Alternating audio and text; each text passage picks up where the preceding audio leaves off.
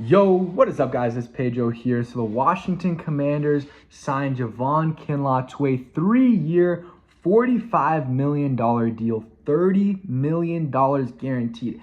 A bit of a surprise. I was not expecting the Commanders to spend that much money on a defensive tackle. You know, they move on from John Allen for a guy in Javan Kinlaw, and they're paying them about the same. It is a 3-year, $45 million deal.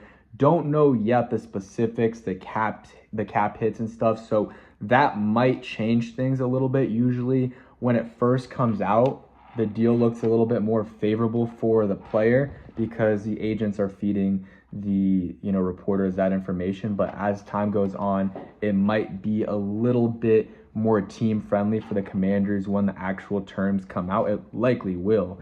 But I think that is a little bit too much for Javan Kinlaw. He, was a first-round pick, if you did not know, with the 49ers, has that connection with Adam Peters. Clearly was an Adam Peters guy. If after making this move, that clearly shows that. And yeah, Javan Kinlaw played his first few years, I believe, in San Francisco. Didn't really do a ton. Wasn't awful, but wasn't great. And then after that, he went to the New York Jets this past year, had 4.5 sacks, which is decent. Like, that's more than Payne has and more than Allen had last year, but obviously Allen was injured. But paying $15 million a year, that's a lot. That's a lot. But he is a young guy. It's a guy that I usually like to say that I like low risk, high reward types of signing. This one's definitely a possible high reward signing because he has a lot of potential as a first round pick, but it definitely isn't low risk. $30 million guaranteed. That's a lot over 3 years. That's an average of $10 million a year, but he definitely helps out the interior of the defensive line. You got Javan Kinlaw, you got Daron Payne, and you got Johnny Newton. That's your three right there. And it's just going to be a 3-man rotation, and those guys are going to be, they'll see who's the top dog if it's Daron Payne. Maybe they move on from Daron Payne. I don't know. If they do move on from Daron Payne, this move makes a lot more sense because that's, if they trade Payne, that saves $22 million-ish in cap space.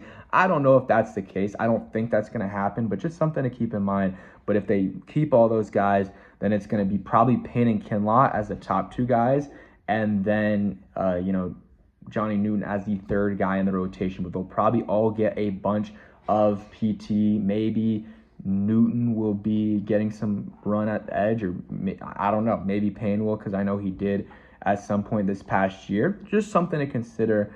I'll be interested to see what Peter says about the signing.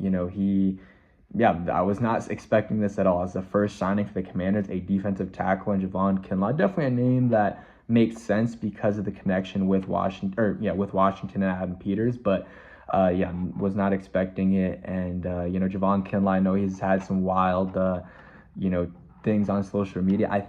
I'm pretty sure that was him, a couple crazy things he said on social media, but haven't really heard much about him the last couple years, so that's good. And then also he had a decent year this past year for the Jets, 4.5 sacks. I don't know really much more than that in terms of how good his run defense was, how good other areas of the game his game were, how many pressures he has.